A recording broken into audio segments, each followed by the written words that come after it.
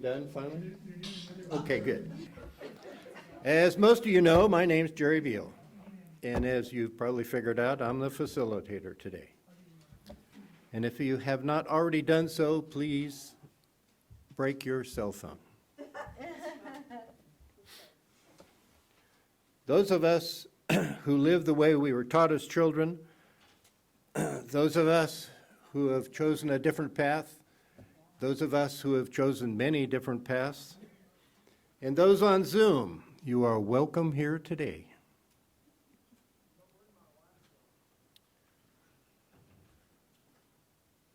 Well, I thought that was a newcomer, but apparently not. I'm sorry, it is. No. Welcome. Oh, she does have a sticker. Okay, I'm going to pick on you now. Okay. Don't scare people. For you, exactly. We are happy you wish to check out our church. We hope you are welcomed at the door, but I don't know if that happened, in the community room, but you probably got rushed through there. And please enjoy our relaxed atmosphere and see if this church is for you. I mean, we do love who you're sitting next to, so that counts. And stick with us afterwards. We'll have some goodies and fellowship. And if you'd like to receive our church newsletter, which I'm sure you just would absolutely be enthralled with, is Deborah here? Yes, there she is. I see her. Or Tina, either one of them asked, and they will put you on the list. And I want to warn you ahead. Oh, I forgot to do. I was supposed to say way at the beginning, if you wish to have a particular joy or sorrow or announcement read during our service, please fill out the form in the back, and now's the time to do it before we get going. Okay. Those on Zoom who wish to contribute, unmute yourself and contribute when you're asked to. Or place your thoughts on chat, and Tina will read them. Anybody bring greetings from another UU organization?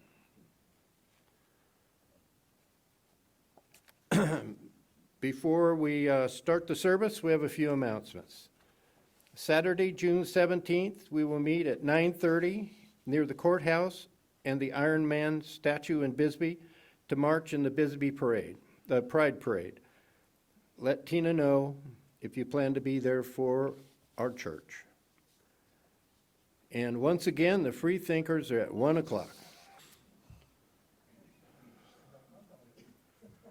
Today's chalice lighting words, The Pride Flame by Linda Lee Franson. And the Lee is not capitalized. I don't know what that means. Anyway, Linda's a writer and editor who lives in California with a horse, a goat, and her best dog friend, Daisy. She's a member of the Palomar Unitarian Universalist Fellowship, and she serves as worship associate and the fellowship librarian. We light this flame to ignite our hearts and minds, the spark of knowledge that enlightens, the simmering hope that burns, the blazing love that engulfs our actions, the bonfire of our commitment. We light this flame for those who celebrate themselves, who fear, who hope, who persevere, who stand on the side of love for all. We light this flame for those who have been ridiculed, that they may find peace, for those who have fought to marry, that they may celebrate, for those who love in the uncertainty of the world, that they may find hope. We light this flame to renew our commitment that no one shall ever again suffer the right to love. We light this flame to celebrate the kaleidoscope of diversity, working, loving, and living on the side of love. For this, we light the flame.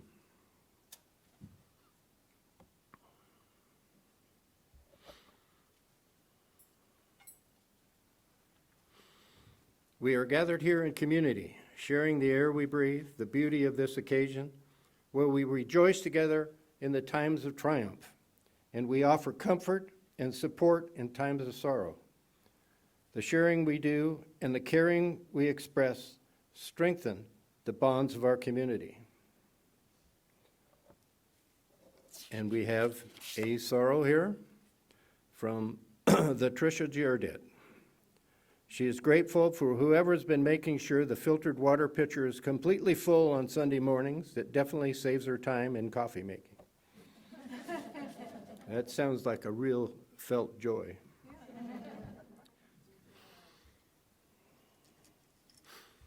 I add some stones to the bowl to signify our caring of our community. I add stones to show the joy of our community.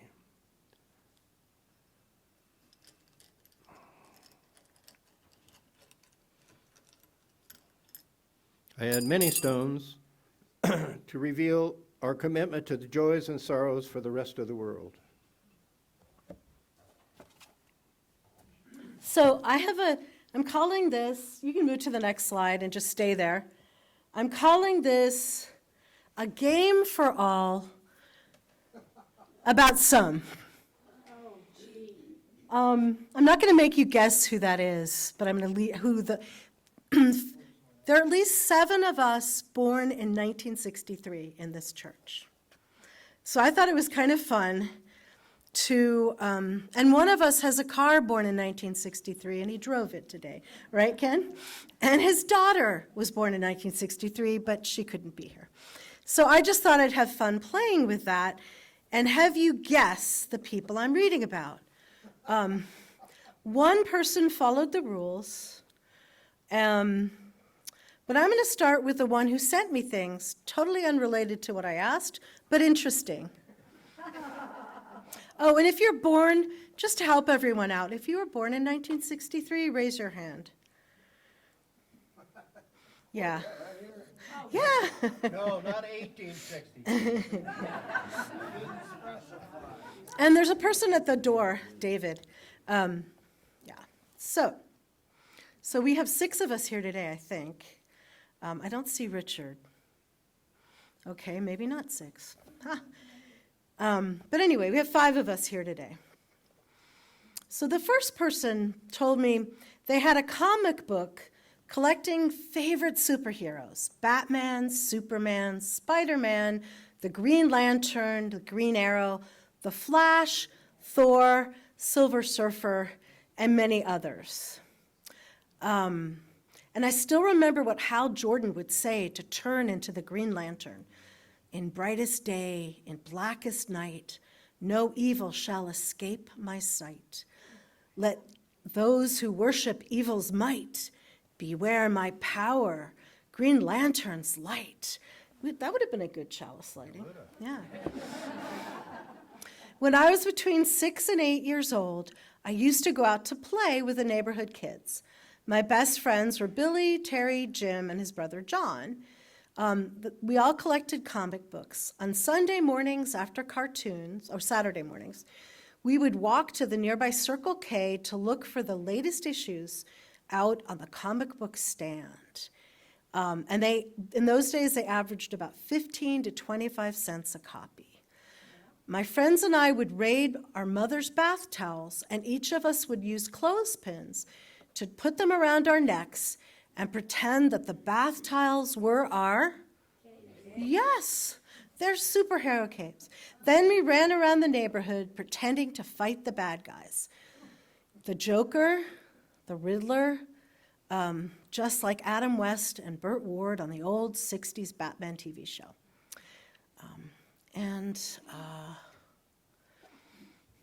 That's about it about that person. Can anyone guess who that person is? Is he in the back of the room? Yes. Yes. Stand up if it's about you. And in case you guys want to check later, but the person with the coolest, prettiest family members was him. Don't you think? His mother was a knockout. All right, the next person was born in Omaha, Nebraska. Their first job was conducting phone research. They got paid for work with something unusual, and it was a bottle of wine. Their first car was a 1973 Ford Limited. The food they like the most is radishes. The food they hate is meat and fruit, so like sausage with apples. What is one of your favorite things? Pets. What is your favorite animal? Goats. Have you ever met a celebrity? Martha Davis from Suddenly Last Summer. What was the first concert you attended? Dolly Parton, 1978. What is your favorite song? The Power of Love by Frankie Goes to Hollywood. Can you guess who that is? Are you guessing that? Yeah? Okay, stand up and make your guess. We won't kick you out, Kati. Who is it? You think it's Jim? If it's about you, stand up. It's you.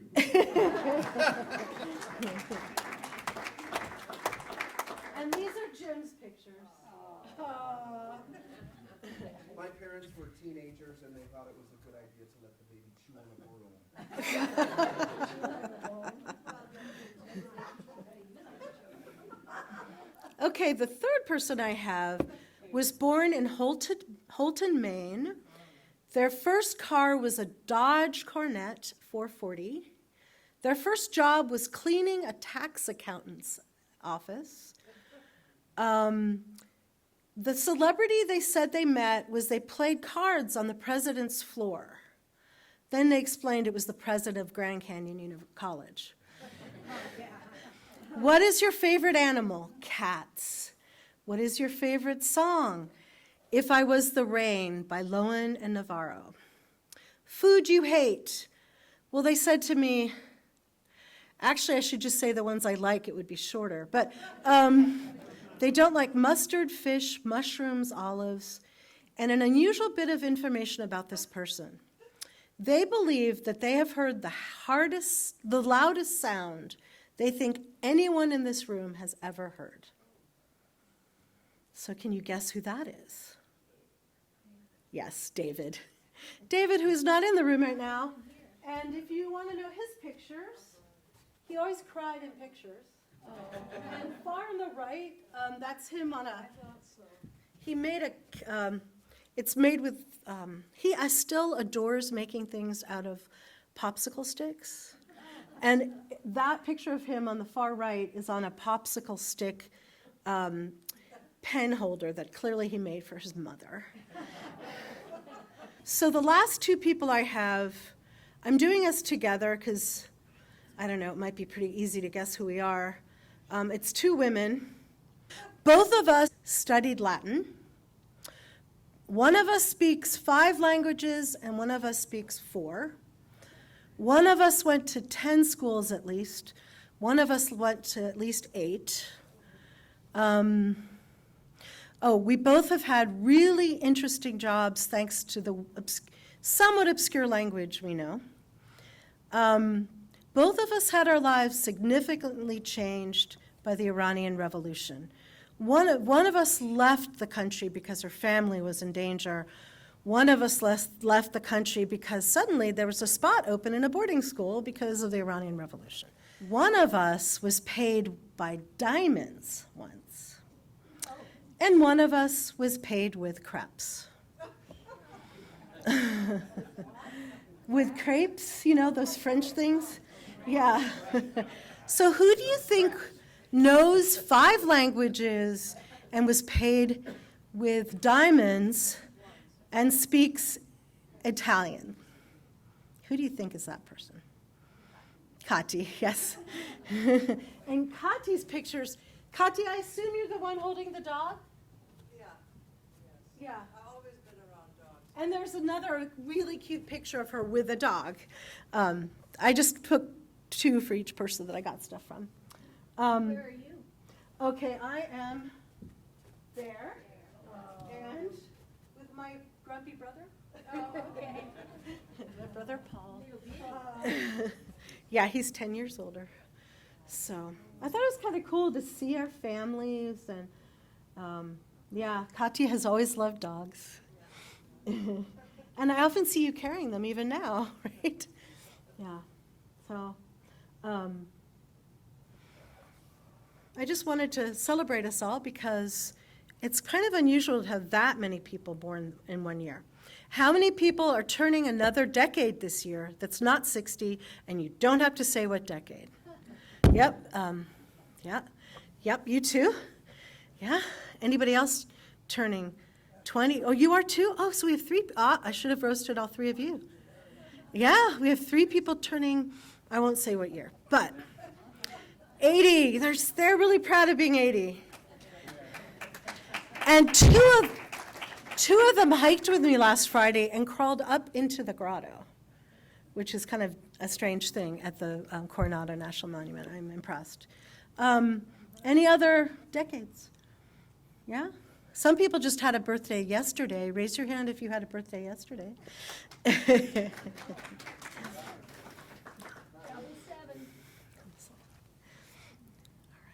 So I wanted to have fun with being 60, and so many of us being 60, and there's cake out during coffee, lots of cake during coffee hour, with 1963 on one of them. But I also wanted to talk about the 60s. What I thought about the members of our church and our friends. The oldest of us probably were in our early 30s in 1960. And some of us weren't even born then. Who here hasn't been influenced at all by the 1960s? Right. Even if you weren't alive, it represents something. It influences us. So I'm giving you warning. I want you to share what it means to you, what kind of hope that we want to keep alive did it represent for you? What are some of your disappointments about it, but what are some of your hopes about it? And at the end, if you want to speak up, I know that David Weigel is going to walk around with a microphone. So I'm giving you time to think about that. What hopes did you have if you were alive then? What hopes do you wish had been realized then if you hadn't been alive or were alive then? What does it represent metaphorically for you, I guess? And do you see a way forward with that? And of course, the 1960s were kind of a time when everything came together that had been percolating for a long time.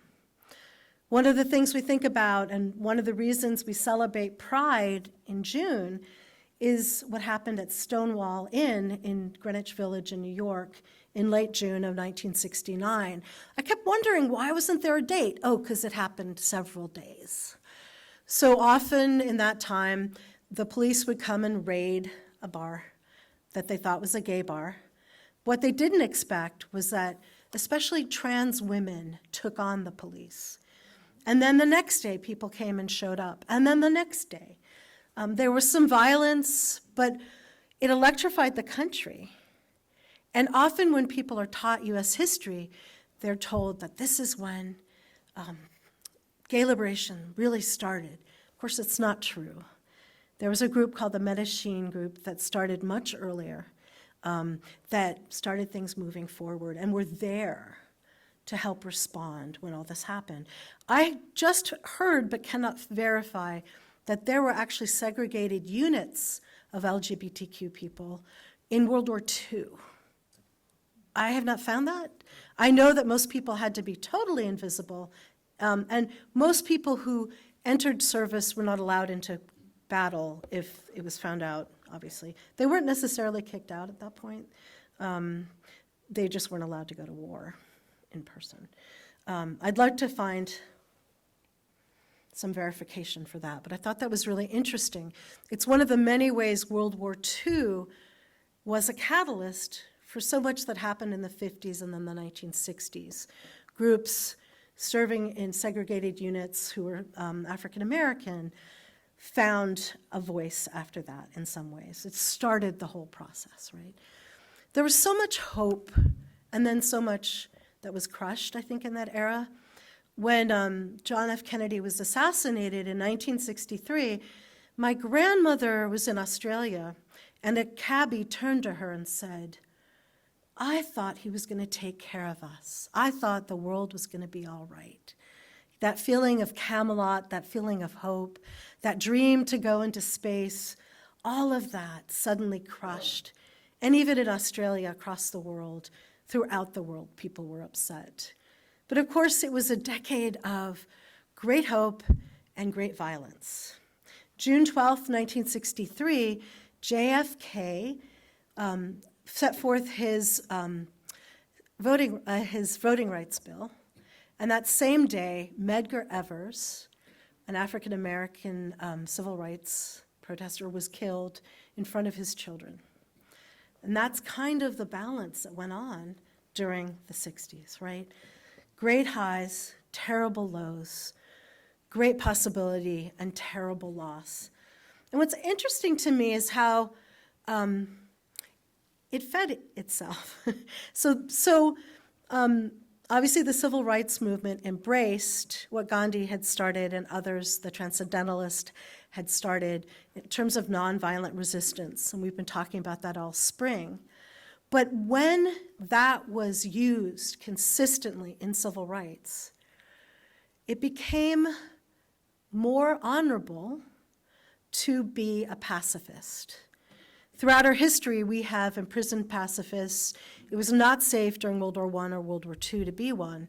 But when people saw the sacrifice and the bravery of small children being attacked by dogs, when I really thought about that, could you imagine someone going for your arm?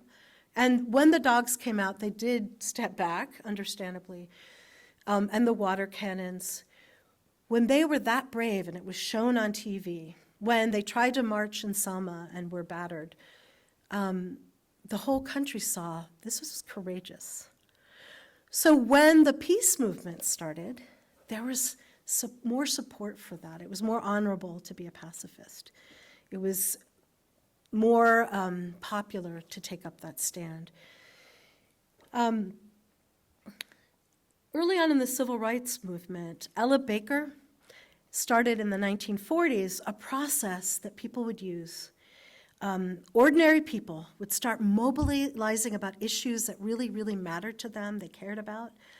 And then they used whatever skills, whatever traditions, their churches, their people, to begin a really imperfect movement and then press it as far as they could until the lawyers dealt with it.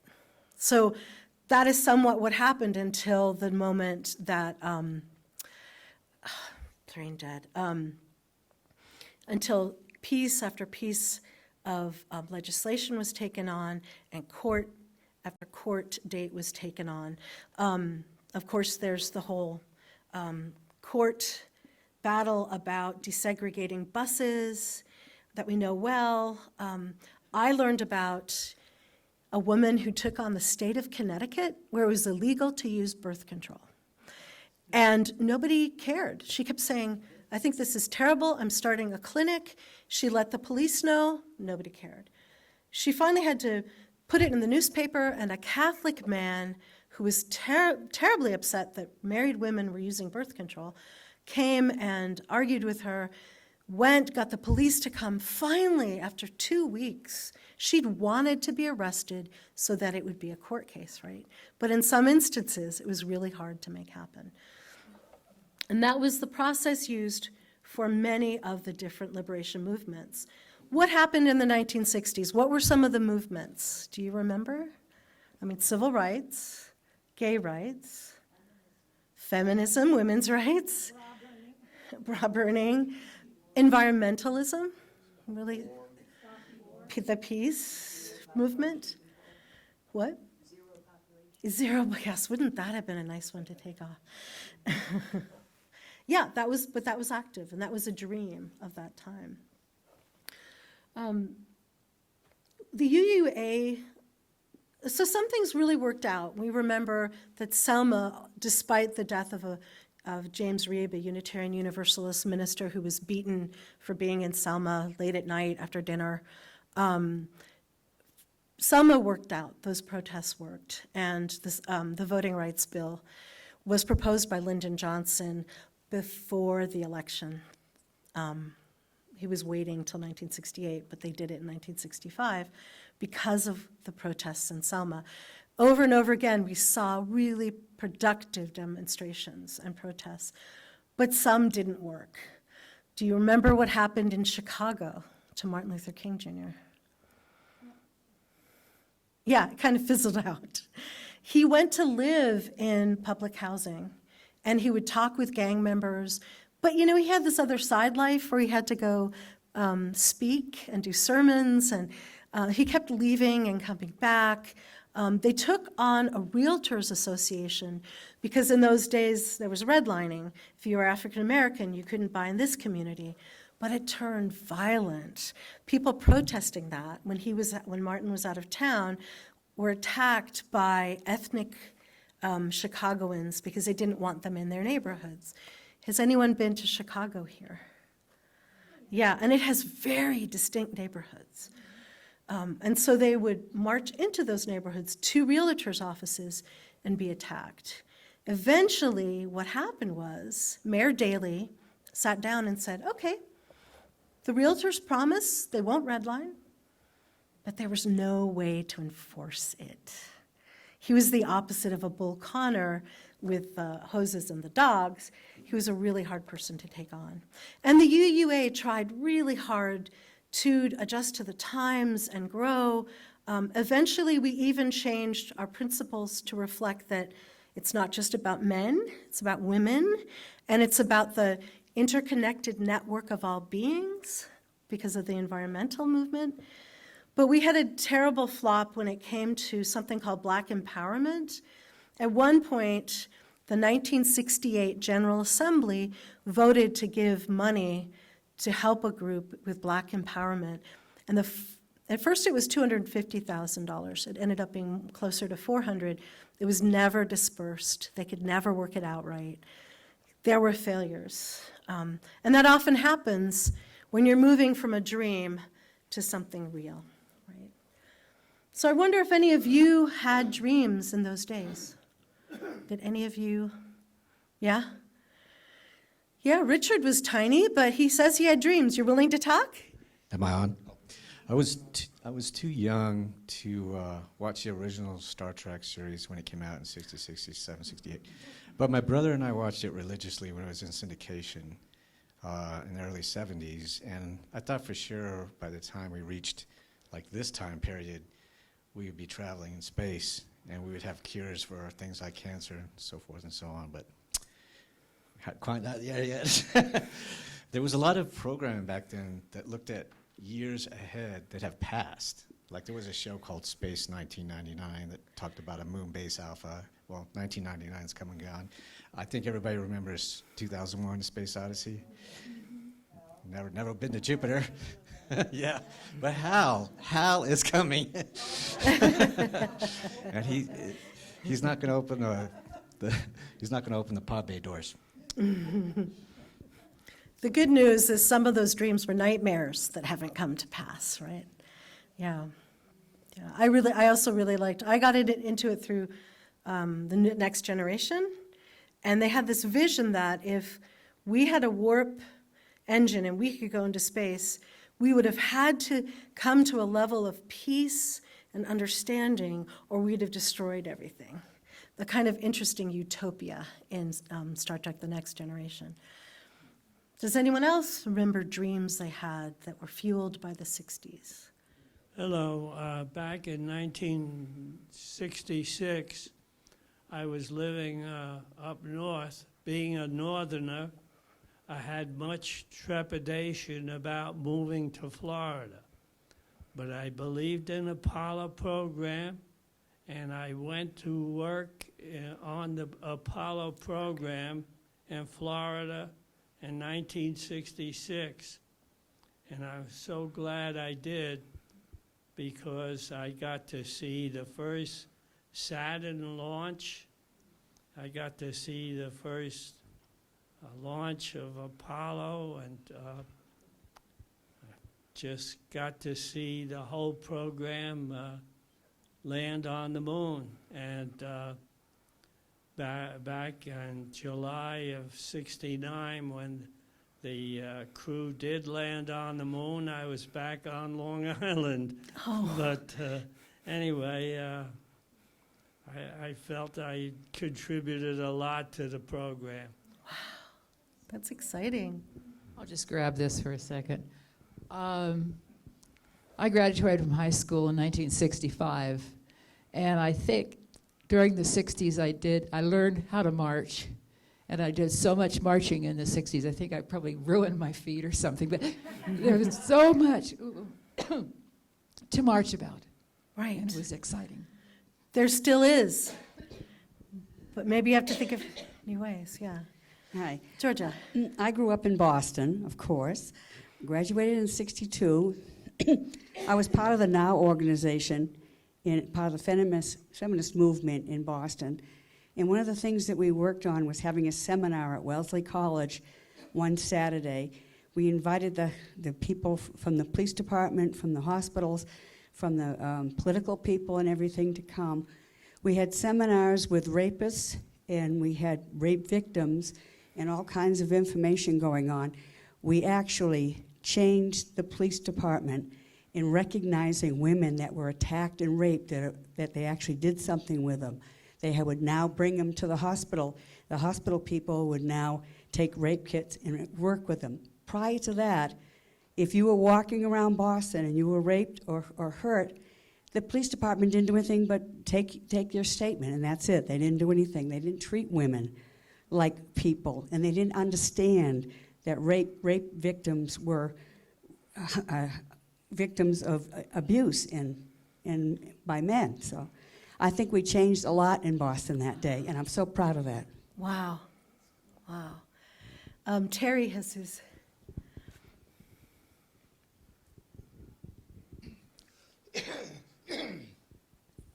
1966, I started my teaching coaching career. 1967, I met this beautiful brunette. 1968, my parents are guilty of raising a short child, not a stupid one. I married her.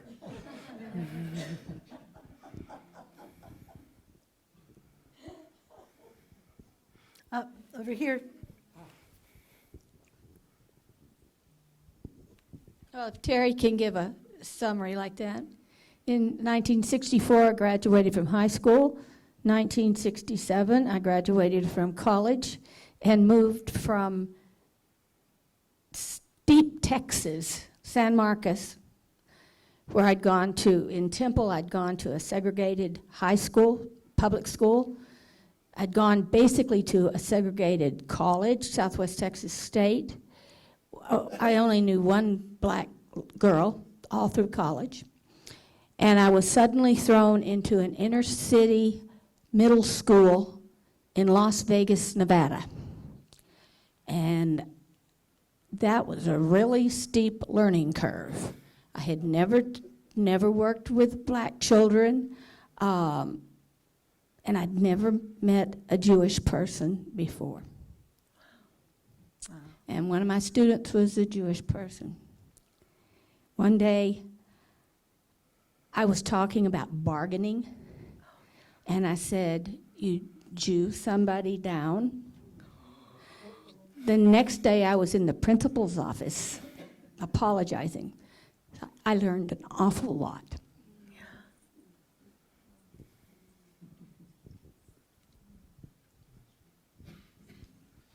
Well, yes, during this period, I was mostly a graduate student at the University of Michigan, and I was very much involved in the civil rights movement.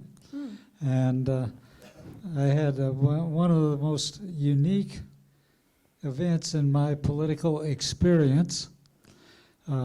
We had a fellow who I knew as a professor in the engineering college. He ran for, I think it was city council or something like that. And he thought he had lost his bid for city council by 2 votes, and it turned out the Democratic National Committee sent in a group to look at the results, and it turned out he actually won by 1 vote.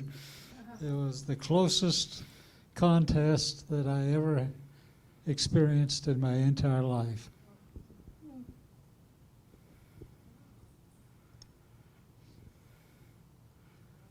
So Roland and then Kathy. When I got out of the service, when I got out of the service in 1965, I was kind of a right winger, and I joined a right wing organization. And one of the early things we did was debate Students for Democratic Society. We're talking about the wisdom of being in Vietnam, and I found out my side was wrong, and I changed sides right away, and I've been a left winger ever since. I was born in 1960, and I just remember one of 7 girls in my family.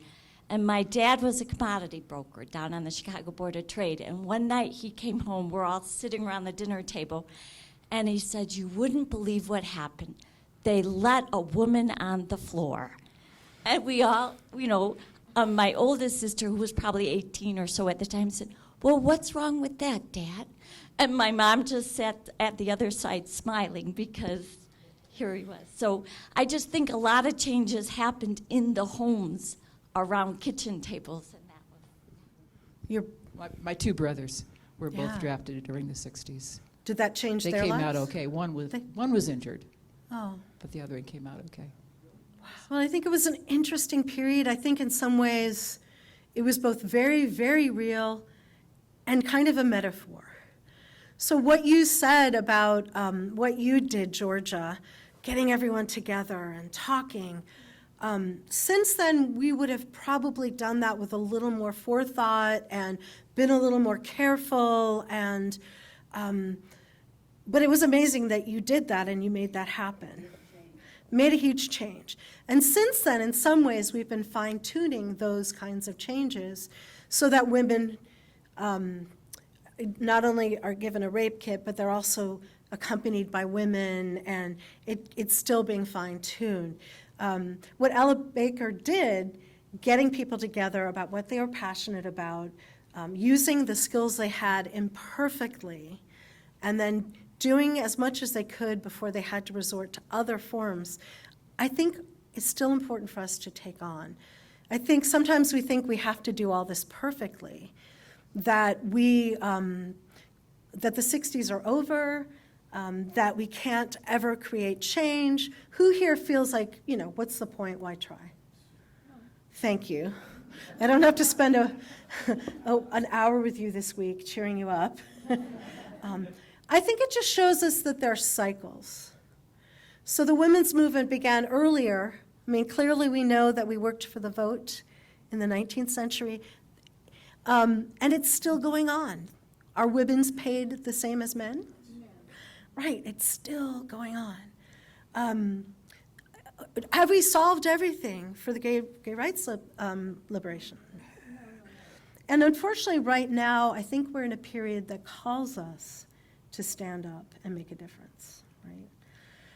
In a way, we're called into a new 60s. If you believe the writers who think that every 4th generation repeats, the next generation that comes, it's going to be another prophetic boomer bunch. I'm hoping that I'll have grandchildren before I die, and that they will be like me. They'll be like boomers. Oh, that's not a good thing. And I just dissed most of us, didn't I? But I think they're both a metaphor and a reality. There was a lot that was really brilliant about it. We made a lot of things happen. Martin Luther King speaks about how he didn't really know if nonviolent resistance would work. And it did work in the bus boycotts. It did work. So they kept on doing it. It's a very exciting time, almost in trying things out and doing something new. But we're still working and moving forward in all of those ways. I hope that we make 2 steps forward and one step back. I just want to add my tiny little closing words, which are, I hope you go forth feeling the passion of that time, but more carefully. Able to act even though we are imperfect, but with less violence. Able to dream practically. And able to pick yourself up again and keep moving, keep loving, keep protecting each other and everyone around you. Go forth. You have not done this, don't realize that we get a script from Reverend Tina, and I've made an arrangement that I don't necessarily have to go by the script, and and so I frequently change things, and I have to say that she gave me this next piece, and I think it's stunning. Our closing words by our Reverend Elizabeth Ketchum, I think that's Ketchum, who retired from ministry in 2019 and is the Minister Emeritus of both the UU Congregation of Whidbey Island, Freeland, Washington, and Pacific UU Congregation in Astoria, Oregon. So you're going to get to help me with this. If you would please repeat after me, may we live the spirit of pride. May we live the spirit of pride. Let's try it again just so you can remember it. May we live the spirit of pride. I would like you to now take your hands and, no, you need to cup them so you become UUs. Not this way, this way. So when I raise my hand, you get to do your thing. If I could read it, would be helpful. With a gratitude for the freedom to be our true, authentic selves, may we live the spirit of pride. With the courage that comes from challenging fear, may we live the spirit of pride. With sorrow for those who could not be here with us today, and in honor of those who have died of AIDS or who lost their lives, may we live in the spirit of pride. With grief for those whose pain was unbearable and who left us too soon, may we live the spirit of pride. Looking ahead to the justice still withheld, may we live the spirit of pride. With the confidence that the sense of community banishes isolation and loneliness, may we live the spirit of pride. With the rainbow flag flying high, a sense of beloved community among us, and the joy that comes from making new connections,